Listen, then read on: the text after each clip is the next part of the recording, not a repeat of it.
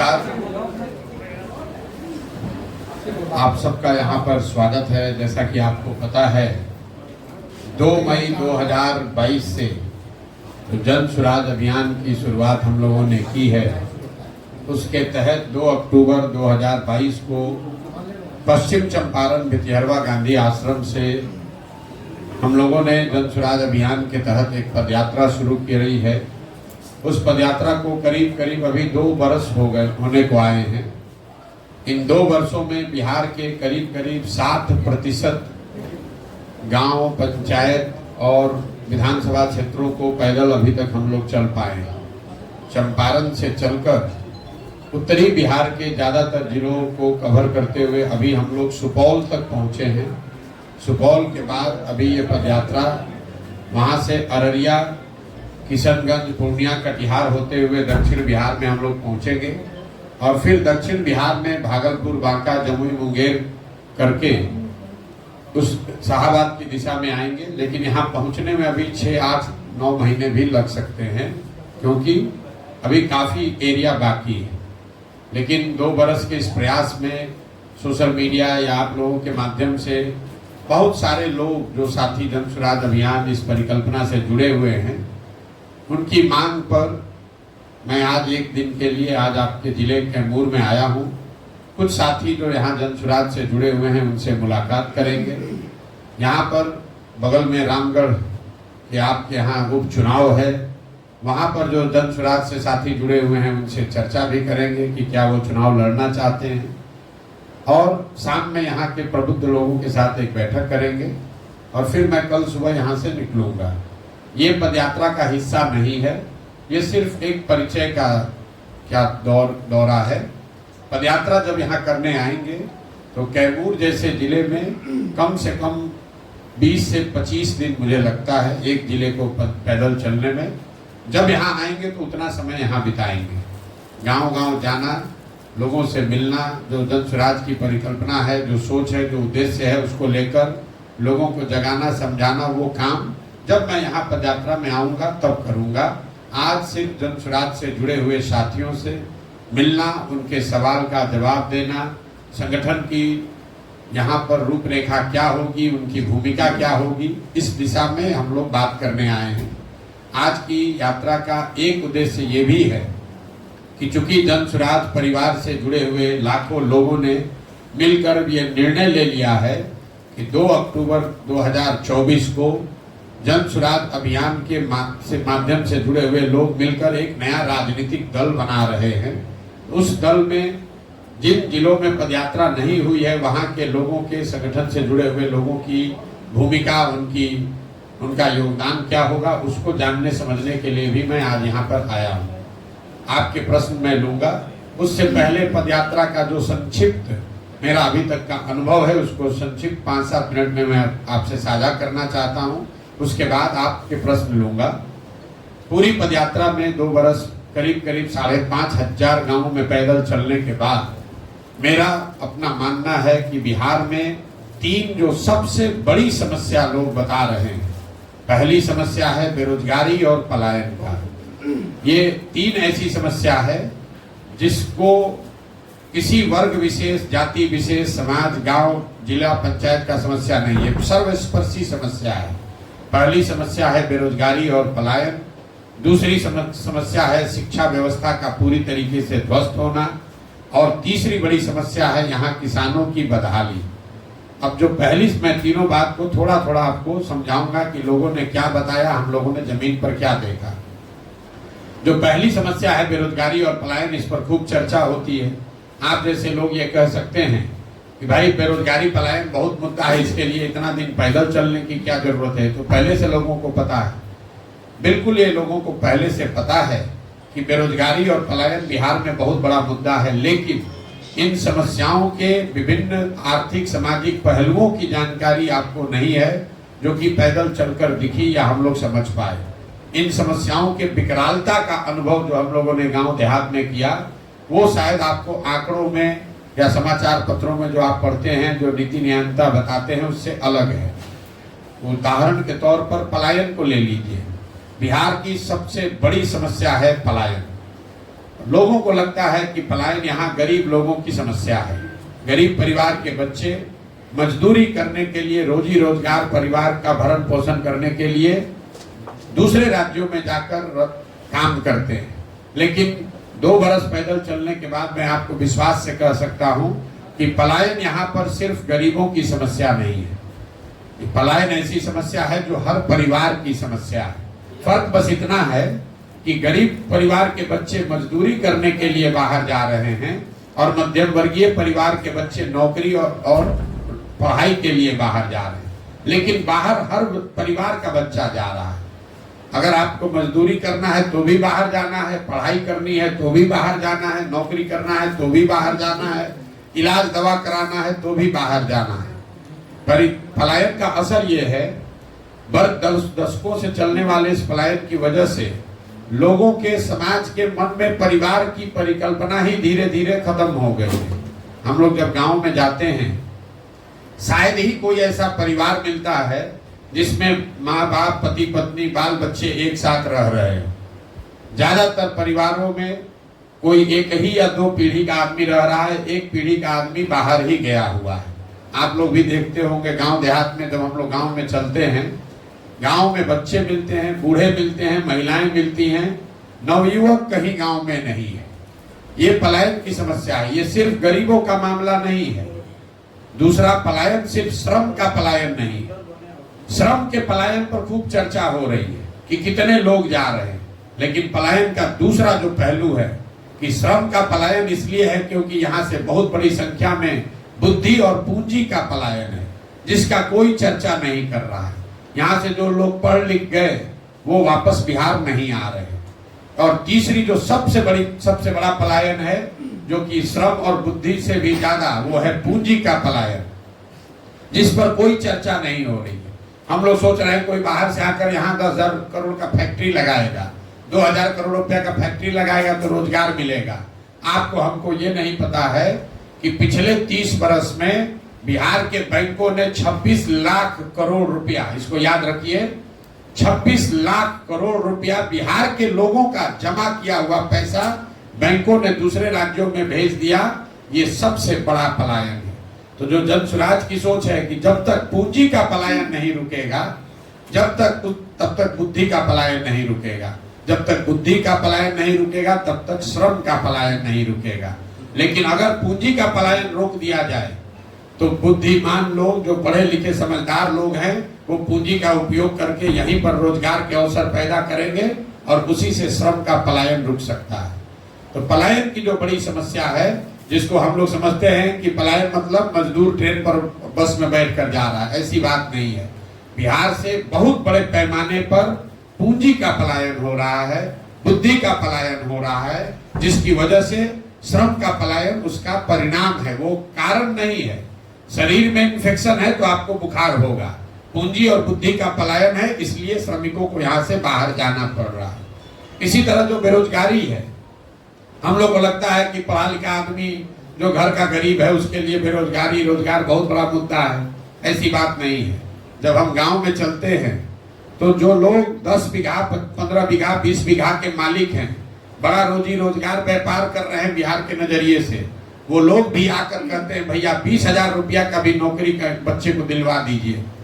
20,000, 25,000 रुपया नौकरी के लिए अपने को बड़ा समझने वाले, बड़ा जो लोग हैं समाज के सामान्य मध्यम वर्गीय परिवार के लोग, वो भी अपने बच्चों के 20,000 रुपये, 25,000 रुपये के नौकरी के लिए भी उतना ही चिंतित हैं जितना सामान्य परिवार के बच्चे परेशान हैं। तो पलायन और बेरोजगारी ये सर्वस्पर्शी समस्या है। दूसरी समस्या मैंने आपको बताई, बिहार में एजुकेशन का ध्वस्त होना। मैं यही बिहार के सरकारी स्कूल से खुद पढ़ा हूँ। बिहार में शिक्षा व्यवस्था बहुत अच्छी कभी नहीं थी, लेकिन पहले प्रखंडों में, जिलों में 4, 5, 7, 10 विद्यालय ऐसे जरूर थे जहां पढ़कर आप अपना जीवन सुधार सकते थे। ये लालू नीतीश के 30 वर्ष के समाजवादी शिक्षा व्यवस्था का परिणाम है कि शिक्षा व्यवस्था को समता मूलक शिक्षा व्यवस्था बनाने के चक्कर में जो थोड़ी बहुत स्कूल व्यवस्था थी उसको भी खत्म कर दिया। समता मूलक शिक्षा नीति के नाम पर हर जगह विद्यालयों के भवन बना दिए गए। नतीजा क्या हुआ? जहां भवन है वहां शिक्षक नहीं है, जहां शिक्षक है वहां भवन नहीं है, जहां दोनों है वहां पढ़ाई नहीं है, जहां तीनों है वहां पर बच्चे ही नहीं है। ये इतनी बड़ी समस्या है। कई लोगों को लगता है कि बिहार में शिक्षा व्यवस्था इसलिए खराब है कि यहाँ पर खिचड़ी बट रहा है। कुछ लोग कहते हैं कि यहाँ का जो शिक्षक है, नियोजित शिक्षक, उसकी गुणवत्ता खराब है इसलिए शिक्षा व्यवस्था खराब है। इन दोनों बातों में पूरी सच्चाई नहीं है। अगर सिर्फ खिचड़ी बंटने से बिहार की शिक्षा व्यवस्था खराब होती तो 6वीं क्लास के ऊपर तो स्कूलों में खिचड़ी नहीं बट रहा है, वहां पर पढ़ाई क्यों नहीं हो रहा है, आप बताइए। अगर आपको लगता है कि नियोजित शिक्षकों से बिहार की शिक्षा व्यवस्था खराब हो गई तो आप बताइए कि Patna science college, Patna college में पढ़ाई क्यों नहीं हो रहा है। वहां पर तो नियोजित शिक्षक नहीं है, वहां पर तो प्रोफेसर लेक्चरर लोग हैं, वहां पर पढ़ाई क्यों नहीं हो रही है। तो बिहार में शिक्षा व्यवस्था के ध्वस्त होने के पीछे जो मूल कारण है वो है समाज और सरकार। इसको याद रखिए, मैं सिर्फ सरकार को नहीं कह रहा हूं, समाज और सरकार दोनों की प्राथमिकता में शिक्षा कहीं है ही नहीं। गांव में आपके स्कूल में साइकिल का पैसा नहीं आया, खिचड़ी अच्छी नहीं बटी, पोशाक का, किताब का पैसा नहीं मिला तो जाकर आप हेडमास्टर से मारामारी करने को तैयार हैं। लेकिन उसी विद्यालय में गणित का शिक्षक नहीं है, पढ़ाई नहीं हो रही है, तो उसके लिए कोई परिवार जाकर अपने बच्चे के पढ़ाई की बात नहीं कर रहा है। इसी तरीके से सरकार के लिए भी जो शिक्षक और शिक्षण संस्थान हैं वो पढ़ाई का जरिया नहीं है। उनके जरिए शराबबंदी का काम कराया जा रहा है, कभी उनको स्वच्छता मिशन में लगा दिया, कभी उनसे राशन कार्ड बंटवा रहे हैं, कभी उनसे वोटर लिस्ट बनवा रहे हैं। शिक्षकों से वो सारा काम कराया जा रहा है जिसका शिक्षा से कोई सरोकार नहीं है। एक बार इलेक्शन होगा तो स्कूल बंद करके 2 महीना स्कूल के कैंपस को इलेक्शन के लिए यूज किया जा रहा है। तो कहीं ना कहीं समाज और सरकार दोनों की प्राथमिकता में शिक्षा है ही नहीं। मैं बार बार कहता हूं कि जब नीतीश कुमार के 18-19 साल के शासनकाल का जब इतिहास लिखा जाएगा तो एक पढ़े लिखे व्यक्ति के रहते हुए बिहार में शिक्षा व्यवस्था के ध्वस्त होने को उनके जीवन शासन काल का सबसे बड़ा काला अध्याय बताया जाएगा। ऐसा क्यों? ऐसा इसलिए कि कल होकर एक अच्छी सरकार आ जाए, नीतीश कुमार हट जाए, कोई अच्छी सरकार आ जाए, संभव है कि रोड टूटा हुआ है वो बन जाएगा, नहर में पानी नहीं है वो आ सकता है, लोगों को रोजगार मिल सकता है। लेकिन जो 2 पीढ़ी के लोग इस ध्वस्त शिक्षा व्यवस्था से पढ़कर निकल गए, अब अगर एक अच्छी सरकार आ भी जाए तो भी अब उनका जीवन सुधरने वाला नहीं है। उनको पूरे जीवन हर हालत में शिक्षित समाज के पीछे ही चलना पड़ेगा। बेरोजगारी, पलायन और शिक्षा के बाद जो तीसरा सबसे बड़ा समस्या दिख रहा है वो है यहाँ के किसानों की बदहाली। बिहार में जो किसान है वो देश के सबसे गरीब किसानों में है। इसका मूल कारण क्या है? इसके मूल कारण 3 हैं जो हम लोगों ने जमीन पर देखा। सबसे बड़ा कारण है कि बिहार में आजादी के बाद बिहार देश के एकमात्र वैसे बड़े राज्यों में है जहां भूमि सुधार को लेकर कोई काम, कोई प्रयास नहीं किया गया है। पूरा जो भूमि सुधार राजस्व का विभाग है वो अंचलाधिकारियों, उनके साथ जुड़े हुए 1-2 कर्मचारी और 5-7 अटर्नी जो विशुद्ध तौर पर दलाल हैं, इन्हीं के कंधों पर पूरी भूमि की यहाँ व्यवस्था है। नतीजा क्या है?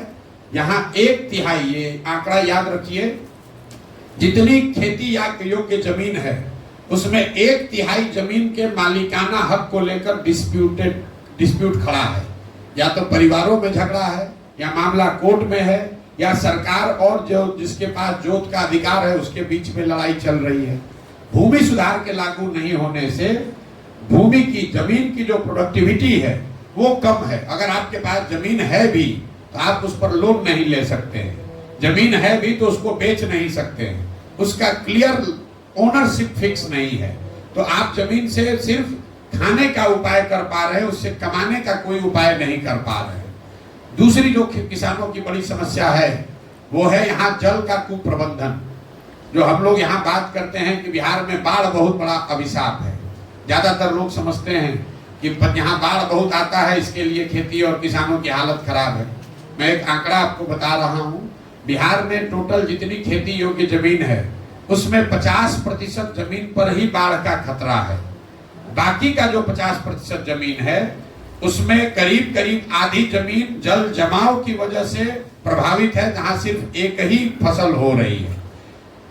बहुत बड़े पैमाने पर जो नेपाल से लगते हुए जिले हैं वहां पर बाढ़ नहीं है, वहां पर नदियों के कटाव का मामला है।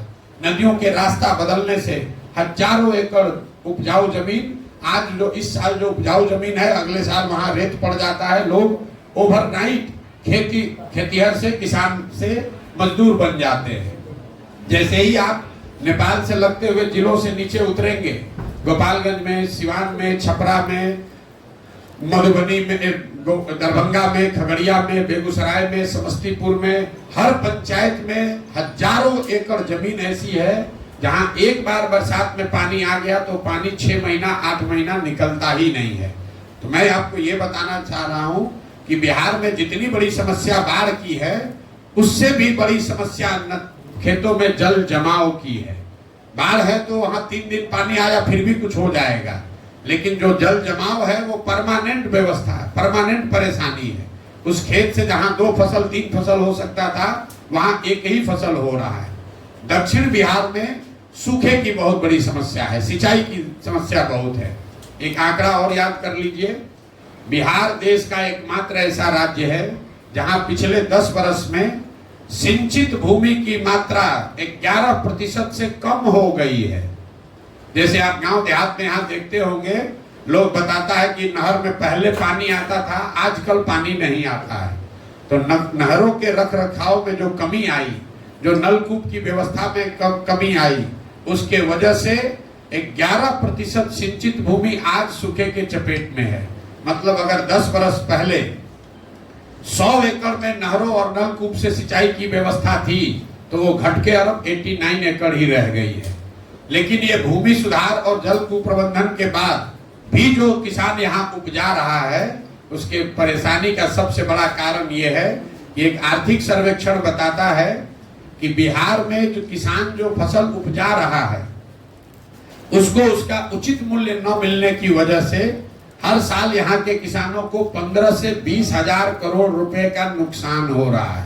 ये आंकड़ा याद रखिए, 15 से 20 हजार करोड़ रुपया हर साल आपका नुकसान हो रहा है, क्योंकि आपको फसल का उचित दाम नहीं मिल रहा है। ये धान का कटोरा है साहब, यहाँ घर घर धान का खेती हुआ है। धान का आधिकारिक मूल्य है 2100 रुपया। यहाँ कोई ऐसा किसान नहीं होगा जो 1500, 1600, 1700 से ज्यादा में धान बेचा है।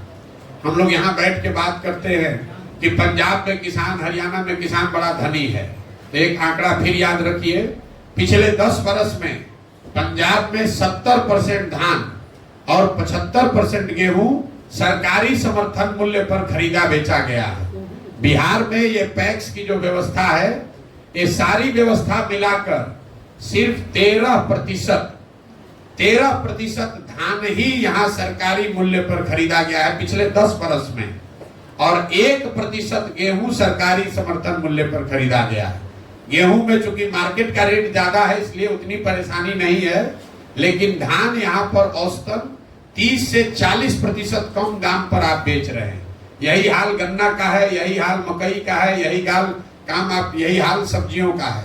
कुल मिला जुलाकर भूमि सुधार का न लागू होना, जल की कुप्रबंधन, जल संसाधन जो विभाग है उसके द्वारा की जो कुप्रबंधन है, और किसानों को उचित फसल का दाम न मिलने की वजह से बिहार में किसानों की बहुत बड़ी बदहाली है।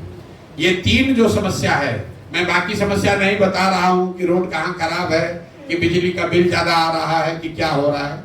ये समस्या है जो हर जिले, हर प्रखंड, हर वर्ग के लोग बता रहे हैं। बेरोजगारी, पलायन, शिक्षा और किसानों की बदहाली, ये सबसे बड़ी समस्या के तौर पर लोगों ने अभी तक बताया है। 3 शब्द जो मैंने पदयात्रा के दौरान सबसे ज्यादा सुने, वो है अधिकारियों की मनमानी से उससे परेशान जनता, दूसरा सरकारी विभागों में